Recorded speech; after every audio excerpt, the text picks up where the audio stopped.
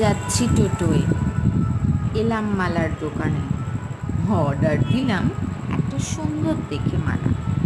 এই মালাটি মা কালীর জন্য।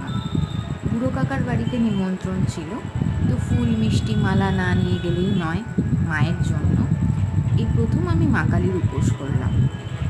তো যাই হোক, মা নিজ গুণে ক্ষমা করে নেবেন। আমি যতটা পেরেছি মন দিয়ে পুজো দেখার এবং পুজোটা উপলব্ধি করার চেষ্টা করেছি।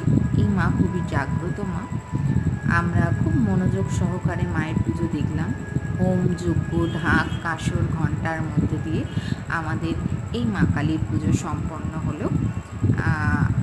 অনেকটা রাত্রি হয়ে গেছিলো, কিন্তু তাই আর তার পরের ভিডিওগুলো, ভোগের প্রসাদের ভিডিও বা রাত্রির বেলার ফেরার ভিডিও, নিজে কীরকম সেজেছি তার ভিডিওটা আর আপলোড করা হলো না। কেমন লাগলো জানিও।